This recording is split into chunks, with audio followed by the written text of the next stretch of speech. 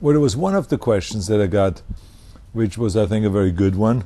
Why don't we go and trim the salaries of our legislators? And that would solve the budget problem right there. Well, I don't think that it would, because it would only save if we take all the salaries out of all the legislators and don't pay them anything. I think it would save around $14 million. Now think about that, $14 million versus a $24 billion deficit. So as you can see, it's very little, but I think that you should know that a commission that does take care of the salaries and make the decisions of salaries for the legislators has already made a decision to cut the salaries by 18%. So I think that everyone is willing to make their cuts. The legislators is. Our office, we have made cuts twice. But I think we really have to get much deeper into it in order to solve the $24 billion problem. And that's why I think everyone can see that there's no place to go. We have to go and make certain cuts in healthcare. We have to make certain cuts in education, in higher education, in all those various different programs in prisons, law enforcement, and so on. That's what we have to do, even though it's very difficult for me to do. It will be very difficult for the legislators to do.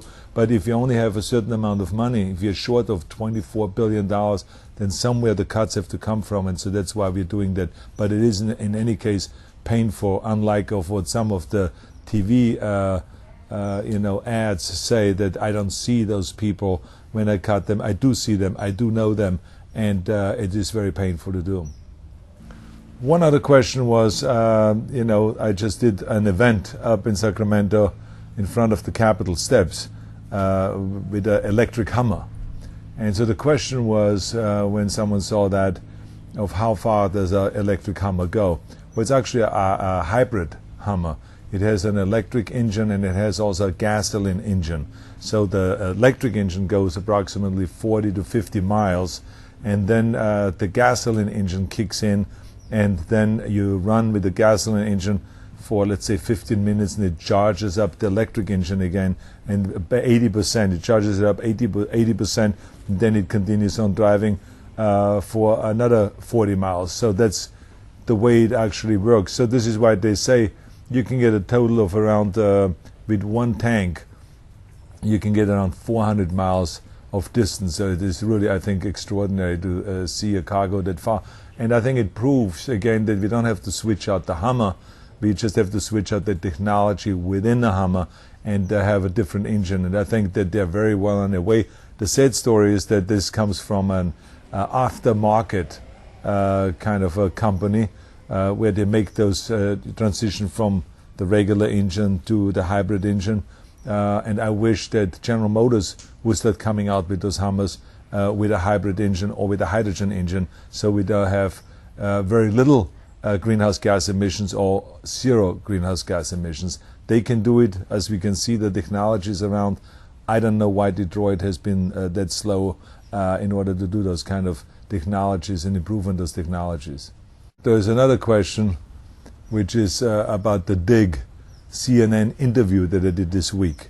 And someone asked a question, why do I spend the extra time on doing those kind of interviews? And they call it social networking or whatever, social media or whatever it's called. I don't know. Everyone calls it something else. But in any case, the bottom line really is I think that if you are in the movie business, or if you are a politician, or if you are a public servant, or you do government work, whatever it may be, I think you try to look at as many different areas where you can communicate with the people. And to me, I think that's very important, because, as you know, you can hold a press conference. You would never have your total statement in the evening news or in the morning news, as far as that goes. It's always just little sound bites and little clips that the producers of those television shows decide they're going to use so it fits into their story, which is totally understandable because they only have a certain short period of time when they present the news. So here is a perfect example where you can actually, people can hear my whole sentence, my whole statement. So this is, I think, the advantage here. So one always looks for new ways of communicating with the people, and I think Twitter has been a great new way of communicating with the people. And I think especially now, since we are going through a crisis and where people are really hurting here in California, and where people have a hard time making ends meet, holding on to their jobs, holding on to their homes, and or providing for their families, all of those kind of things. And we are making severe cuts in programs. There's certain uncertainties there. So it's very important for as a governor to communicate with the people and explain all of those cuts and answer as many questions as possible when it comes to this thing, or any other kind of policy as far as it goes. So people have really good questions, and I think it's fun to sit there and to answer some of those questions, and not to spin it or anything like this, but to just say it the way it is. And I think that's also very helpful to the listeners or to the viewers out there. And I think that's a great way, another additional way of communicating.